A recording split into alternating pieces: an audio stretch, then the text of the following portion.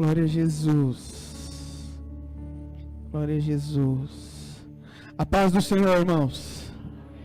Glória a Deus. Eu queria que a gente pudesse ficar muitas horas seguidas na presença de Deus. Porque é uma verdade. Na presença de Deus nós não temos problemas. Na presença de Deus até as nossas dores mais fortes vão embora. Na presença de Deus a gente não tem problema sentimental. Na presença de Deus nós não temos problemas com nada. Nós só temos a alegria de sentir Ele bem perto de nós, o amado da nossa vida se aproxima de mim e de você. Glória a Jesus por isso. Eu queria convidar você para abrir a sua Bíblia ou ler aqui na tela com a gente no livro de Filipenses, capítulo 3, versículos 13 e 14.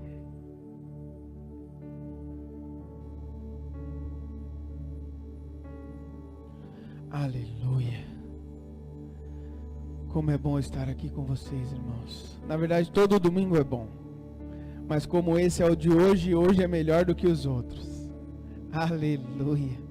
Glória a Deus. E diz assim o texto de 1 Filipenses 3, versículos 13 e 14. Irmãos, não penso eu mesmo que já tenha alcançado, mas uma coisa faço, esquecendo-me das coisas que ficaram para trás e avançando para as que estão adiante, prossigo para o alvo, a fim de ganhar o prêmio do chamado celestial de Deus em Cristo Jesus.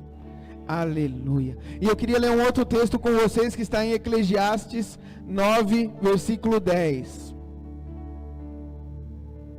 Glória a Deus. Aleluia.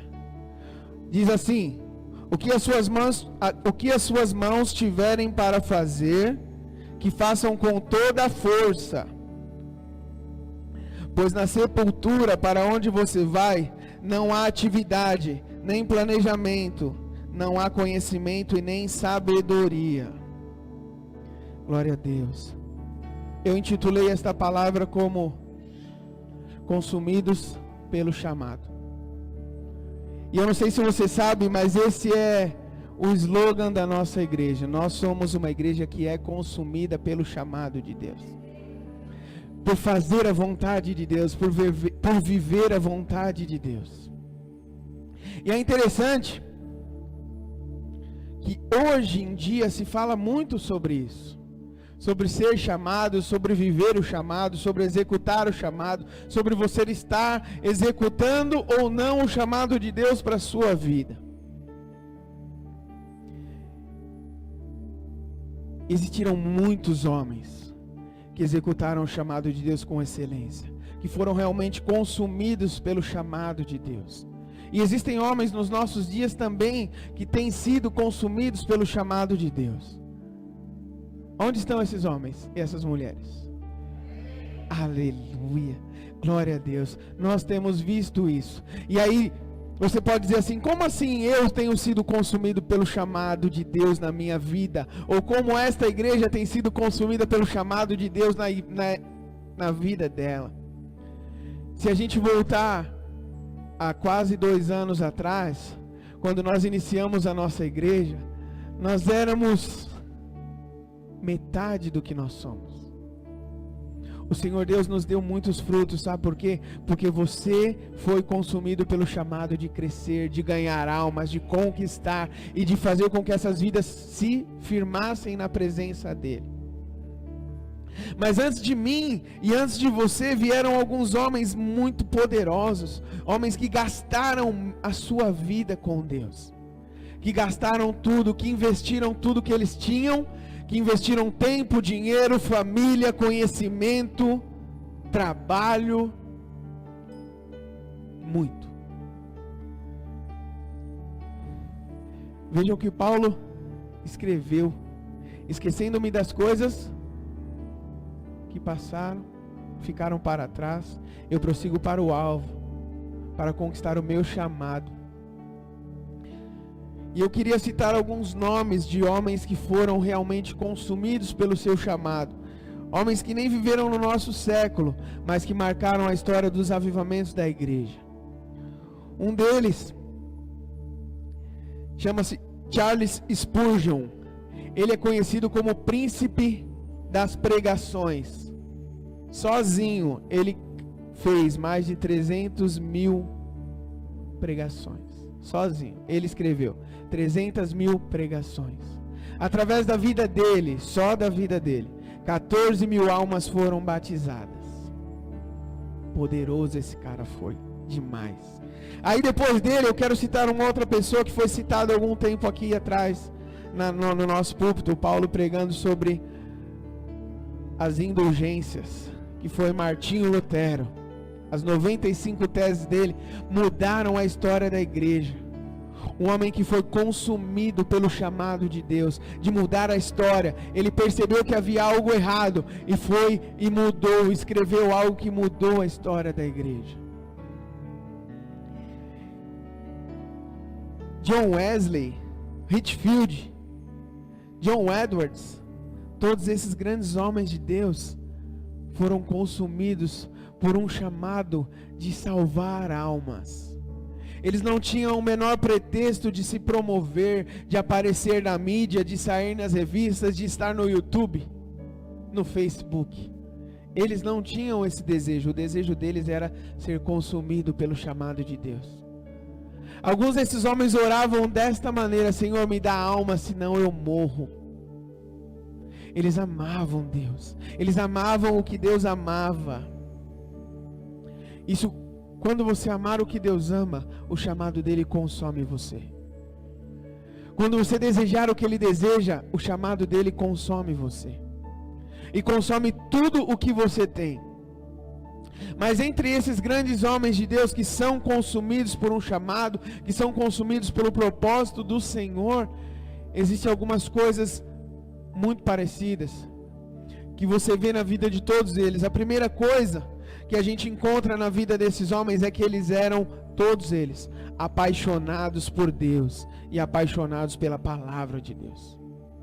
Eles viviam em cima da Bíblia, eles liam, eles comiam, eles queriam descobrir Deus em cada vírgula, em cada ponto, em cada palavra, em cada momento, em cada verso da Bíblia.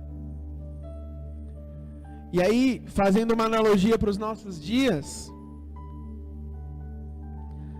qual é o tamanho da sua paixão pela palavra de Deus? Quanto você deseja conhecer a palavra de Deus? Porque Deus se revela através da sua palavra. Ele não se revela através de louvor. Louvor é maravilhoso, mas é nós para Ele. Não é Ele para nós.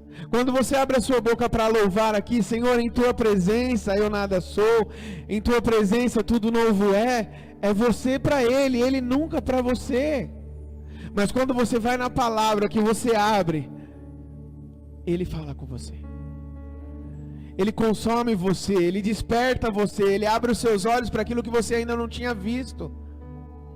E nós precisamos ser apaixonados por Deus a ponto de gastarmos tempo com a palavra, a ponto de deixarmos o Netflix de lado e buscarmos a palavra, a ponto de deixarmos o Facebook de lado e buscarmos a palavra, a ponto de deixarmos o WhatsApp de lado e buscarmos a palavra. Todos os dias nós recebemos versículos no WhatsApp. E vamos ser real, gente. Quantos você tem lido de verdade? Quando você vê que é uma florzinha lá, bom dia, tem um versículo, você já fala: já li esse aqui.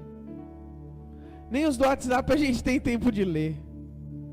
E se você riu é porque você não lê mesmo. Nós precisamos ser apaixonados pela palavra de Deus. Isso vai fazer você e você consumidos pelo chamado de Deus na sua vida. Outra coisa que voltando aqui, eu queria ler um texto do dono do banco Anron Bank, que iniciou no Canadá. Olha que interessante que ele disse: tem alguma coisa dentro de você que te empurra numa certa direção e você simplesmente tem que segui-la. O complicado é descobrir qual coisa é essa. Eu demorei 30 anos para descobrir o que era a minha vocação. Há uma coisa dentro de nós que nos empurra. Há uma coisa dentro de nós que nos leva para algum lugar. Nós já sabemos o que é. É o Espírito Santo. Nós já sabemos o que tem movido o nosso coração, o que tem movido a nossa vontade, o que tem movido a nossa disposição, o que tem movido a nossa igreja. O nosso coração, o Espírito Santo. Mas para onde Ele quer te levar? Ele quer te levar a ser consumido pelo chamado de Deus. Ele quer te levar a conhecer a plenitude daquilo que Deus tem para fazer na sua vida. E nós precisamos entender isso. A segunda coisa que esses homens tinham em comum é que eles tinham um foco. E nada tirava eles da direção que eles queriam chegar. Eles tinham um propósito de vida, eles tinham um alvo. Nós lemos no texto de Paulo, ele dizendo isso: eu tenho um alvo. Toda pessoa que é consumida pelo chamado de Deus tem um alvo. E quando você tem um alvo, você precisa tomar cuidado, porque muitas coisas vão tentar tirar você da direção do seu alvo. Viram muitos convites, viram muitas propostas, viram coisas atraentes, bonitas, para tentar tirar você da sua direção, para tentar mudar você o foco, para tentar fazer com que você se distraia. Nós não podemos ficar distraídos, irmãos, porque o diabo não fica distraído. O que ele quer é que você se distraia. Então ele cria entretenimentos maravilhosos para tomar o seu tempo. Ele cria coisas gostosas de se fazer para tomar o seu tempo. E aí você fala assim: ah não, daqui a pouco eu leio a Bíblia, daqui a pouco eu oro, daqui a pouco eu visito, daqui a pouco eu recebo uma visita, daqui a pouco eu sou discipulado ou eu discipulo alguém. E o seu foco vai ficando de lado e vai perdendo. E às vezes você fala assim: o que eu ia fazer mesmo, Gabriel? O que eu ia fazer, Cláudio? Eu já não sei mais. Por quê? Porque eu perdi o meu foco. Foco é o substantivo masculino que significa nitidez de imagem. É uma visão clara e bem definida de onde você quer ver, de onde você quer chegar. Se você quer realmente uma mudança permanente, pare de tomar nota dos seus problemas e das suas dificuldades. E tome nota do Deus que você tem, que é grande e poderoso, e que vai levar você a conquistar aquilo que Ele tem para a sua vida. Aleluia. Uma outra coisa muito importante que esses homens tinham, e eu vejo aqui no nosso meio, eles trabalhavam sem se cansar. Eles eram pessoas que trabalhavam nas suas empresas. Ninguém era desempregado. Ninguém ficava assistindo Netflix. Ninguém ficava 24 horas no WhatsApp. Eles tinham coisas para fazer. Mas mesmo tendo coisas para fazer, eles pregavam a palavra. Eles levavam o amor. Eles falavam a verdade. Eles tinham tempo de orar. Eles tinham tempo de ler a Bíblia. Eles tinham tempo de fazer todas as coisas trabalhando. Sabe por quê, irmãos? Porque eles entendiam que a vida nossa é uma só. Não existem duas vidas para serem vividas, ou 3 ou 4, como muita gente fala. Existe só uma vida, uma oportunidade. Aquilo que você fala aqui, você precisa falar no seu trabalho. Aquilo que você é aqui, você precisa ser lá. Aquilo que você é lá, você precisa ser aqui, porque nós só somos um. Então se você fala de Jesus aqui, lá você fala também. Se aqui você ora, lá você ora também. Se aqui você prega, lá você prega também. Se aqui você ora com fé para o doente ser curado, por que ele não pode ser curado lá? Ele vai ser curado lá. Mas sabe o que nós precisamos passar a fazer? Trabalhar em todo lugar. Todo lugar que eu e você formos, nós precisamos trabalhar. Olhar para Jesus e falar assim: Jesus, eu quero trabalhar, eu quero trabalhar. Aonde estão as coisas que eu preciso fazer? Quem são as pessoas que eu preciso alcançar? E essa pergunta eu posso até dizer para você que é até feia, né? Quem são as pessoas que eu preciso alcançar? Todas as que não têm Jesus ainda. A gente fica perguntando para Jesus: para quem que eu preciso pregar? Quantas pessoas vocês conhecem que não conhecem Jesus? É para essa pessoa que você precisa pregar. Ele não precisa trazer uma pessoa nova no seu meio de convívio para que você pregue. Essa pessoa já está lá. E muitas vezes nós perdemos as oportunidades de pregar para ela, achando que Deus tem uma outra pessoa que Ele vai trazer para que você e eu preguemos a palavra, para que eu e você oremos por ela. Nós precisamos começar a fazer as coisas do nosso coração. Senhor, eu quero trabalhar. Aonde estão as pessoas as quais o Senhor quer salvar? Porque eu quero estar lá. Eles trabalhavam incessantemente. Tem o texto do apóstolo Paulo, poderoso esse texto, que ele diz que ele trabalhou mais do que todos os outros apóstolos juntos. E ele não estava se gabando, ele estava mostrando para o povo que é possível trabalhar mais do que nós temos feito. E hoje em dia, irmãos, tem uma mentira no meio da igreja, que a igreja tem tomado a sua vida, que a igreja tem tomado o seu tempo. Quantos aqui já ouviram isso? E aí eu quero fazer uma demonstração para vocês de como a igreja não toma o nosso tempo. Alguém sabe quantas horas tem uma semana aqui? 168 horas. Uma semana tem. 10% de 168 horas são 16 horas e 80 minutos. Na verdade, 17 horas e 20 minutos. Quantas horas a gente passa aqui no domingo, no culto? 2 horas e meia, se a gente levar que a gente foi para casa e voltou para cá. Então vamos imaginar que por semana de compromisso de culto e célula, são 5 horas. Se você fizer um discipulado bem feito, 7 horas. O que mais a igreja exige de você? Por que você acha que você tem trabalhado tanto, se nem 10% da sua semana, você e eu temos dado para o Senhor? Porque nós aceitamos que o mundo diga para nós que nós temos dado a nossa vida na igreja, quando na verdade o que nós temos feito é tão pouco, perto do que nós deveríamos fazer. Nós deveríamos sim estar aqui todos os dias, louvando, buscando, exaltando, colocando a nossa vida na disposição do Senhor, indo, evangelizando, orando pelos doentes, pelos enfermos. É tão legal quando você vê no YouTube alguém que orou por alguém e foi curado, não é verdade? Você fala, uau, Deus continua operando, Ele quer operar através de você. Mas para isso eu e você precisamos trabalhar, nós precisamos ir além do que nós temos ido, nós precisamos dar mais do que nós temos dado.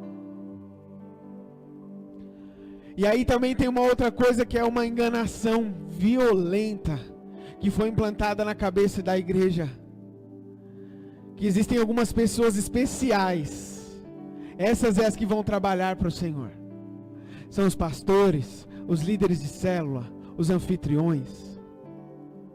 Isso é mentira. Você pode trabalhar para o Senhor, você pode ser tudo o que você quiser ser para o Senhor. Ninguém pode parar uma pessoa que quer servir ao Senhor. Ninguém pode impedir o chamado do Senhor na sua vida quando você é consumido por Ele. Mas nós precisamos realmente ser consumidos pelo chamado de Deus. Nós não podemos ficar olhando para um lado e falar assim, ah não, mas só está lá porque é pastor, só está lá porque é o irmão do pastor, só está lá porque o Gabriel sabe tocar violão. Não, eu tenho um chamado, eu vou executar esse chamado. Eu quero ser músico, eu preciso me preparar até ser um excelente músico. E aí eu venho aqui e falo, Cícero, chegou a minha hora, eu tenho um chamado, eu vou executar esse chamado. Pastor, chegou a minha hora, eu quero liderar uma célula, eu sei o que eu tenho que fazer.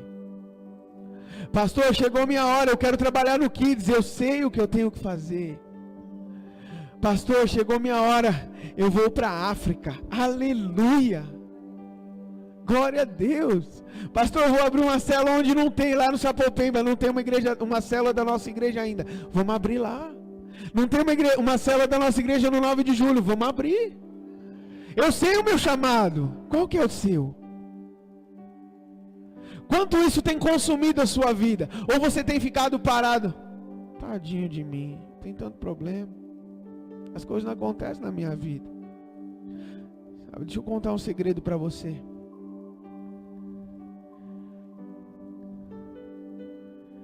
Charles Spurgeon foi o rapaz que escreveu 300 mil sermões. Ele teve 12 filhos. Ele tinha problema no pulmão. Ele não conseguia respirar direito. Ele não conseguia se locomover direito. Martinho Lutero, quando ele escreveu as 95 teses mudando a história da igreja, ele começou a ser perseguido. As pessoas queriam matar ele.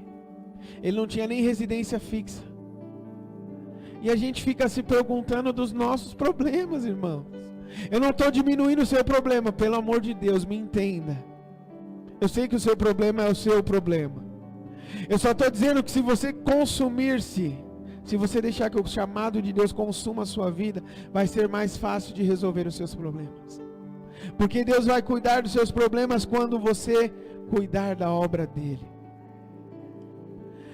E aí, voltando aqui um pouquinho, às vezes a gente acha que as pessoas mais capacitadas, as que falam bonito, as que se vestem melhor, as que têm uma casa maior, podem ser anfitriões, enfim.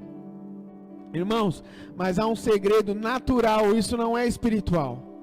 Pessoas com muita capacidade não executam as coisas com muita excelência, porque elas acham que tudo é fácil. Mas quando eu e você, pessoas que não têm muita capacidade, se esforçam para fazer as coisas, saem com excelência. Então busque ser excelente. Busque ser excelente, busque trabalhar como nunca trabalhou. Busque fazer aquilo que você percebe que está faltando. Seja excelente no seu trabalho. E uma das virtudes desses homens também era que eles eram constantes. Na vida deles, mesmo, por exemplo, desse rapaz, o Spurgeon, que eu contei, que ele teve alguns filhos, poucos filhos, e ele era doente do pulmão, em nenhum momento da história vê-se que ele quis desistir.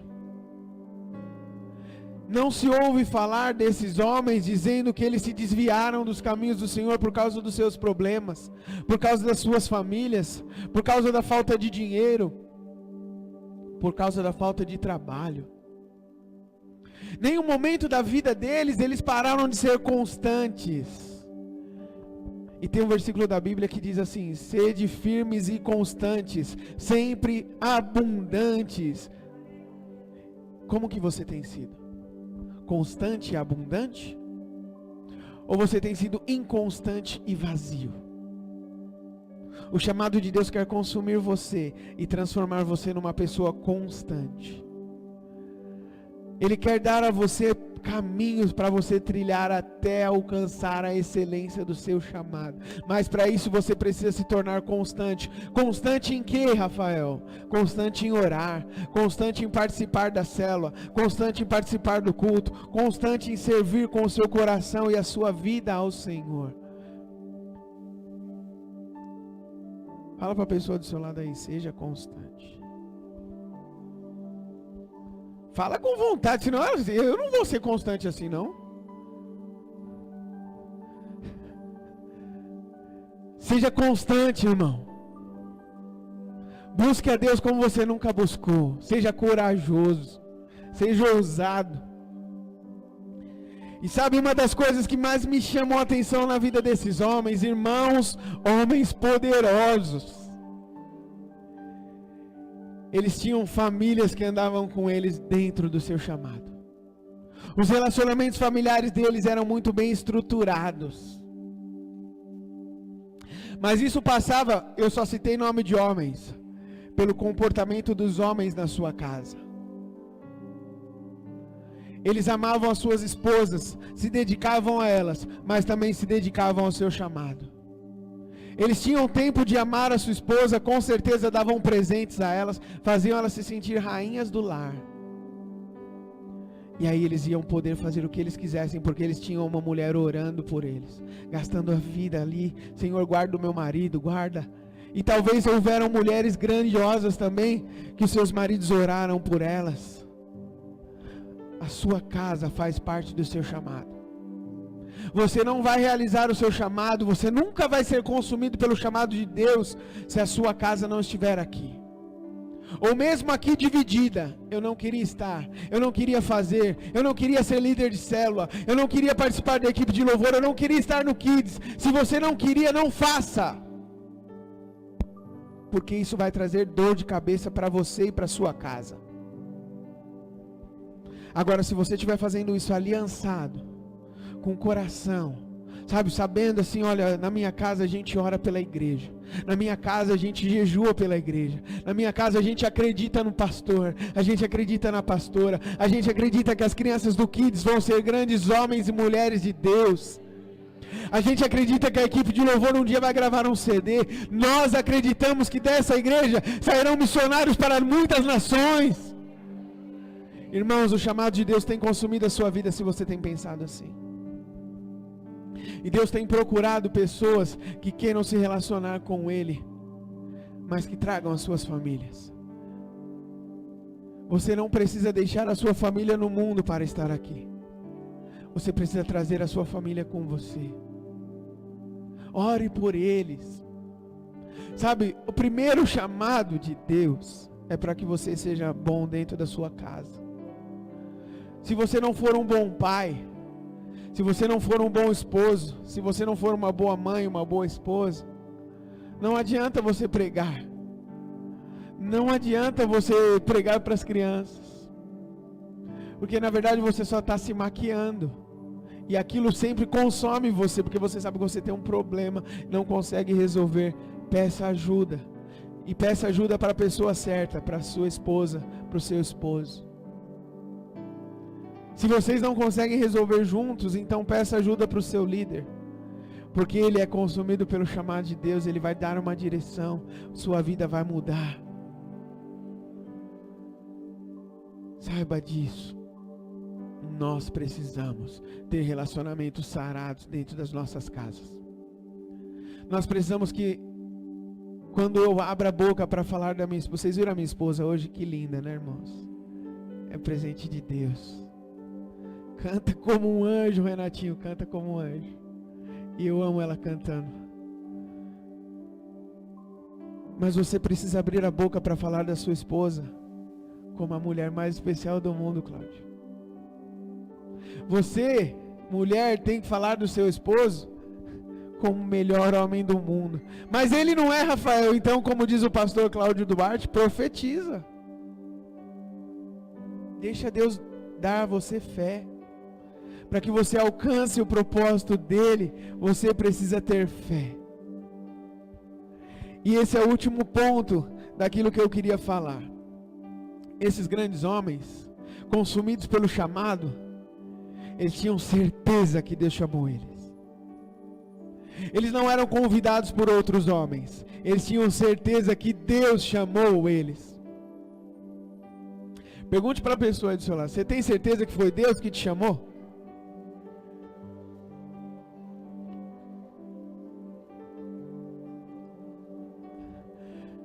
Se ele não respondeu com coragem, daqui a pouco você vai orar por ele e falar: Deus, põe certeza. Libera a certeza nele, Senhor. Porque o que move você e eu é a fé de que nós estamos no lugar certo. Que nós estamos fazendo a coisa certa. Não tem como ser diferente. Se você não acredita no que você faz, você não é consumido pelo chamado. Se você não acredita que é Deus que quer levantar você como líder de célula, você não acredita que Ele pode fazer. Se você não acredita que Ele vai te capacitar para um dia estar aqui tocando algum instrumento, ou cantando, ou ministrando para as crianças, irmãos, isso não tem consumido você ainda. Mas hoje, o Senhor quer tocar a sua vida. Hoje, Ele quer despertar você para o chamado dEle que Ele tem. E todas essas coisas que eu falei fazem parte de um grande pacote de Deus. Nós precisamos ser pessoas apaixonadas por Jesus. que tem um foco, que tem uma direção, que não deixa as coisas passarem, mas que seja eu a pessoa que faça, eu que trabalhe, eu que seja constante no meu trabalho. Sabe aquela pessoa que vem, mas daqui a pouco ela some? Na hora que ela vem no maior gás, daqui a pouco ela some. Não pode ser eu e você. Nós precisamos ser constantes. Mesmo que seja pouquinho, seja constante no pouco. Porque se você é fiel no pouco, Deus te coloca no muito. E nós, como eu estava dizendo, precisamos ter relacionamentos que nos levem para perto do Pai. Relacionamentos que nos aproximem dEle, não que nos afastem dEle. Há uma responsabilidade sobre os seus relacionamentos. Você precisa ser agente de paz.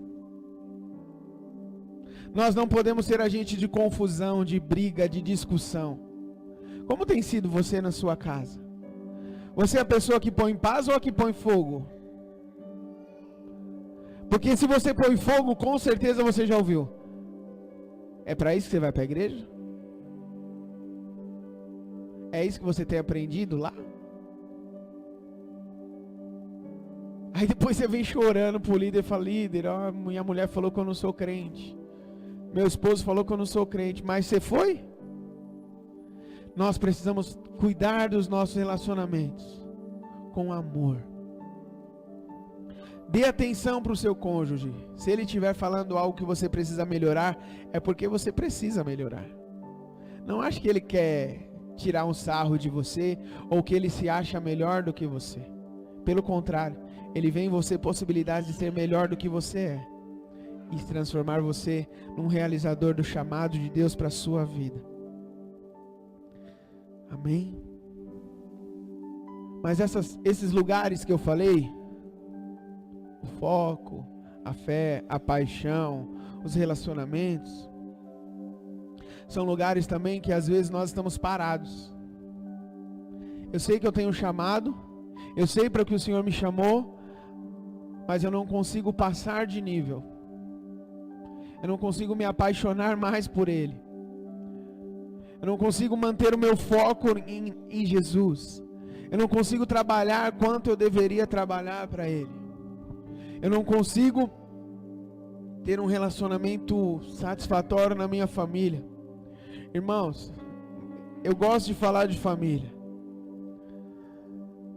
Você precisa ser feliz dentro da sua casa.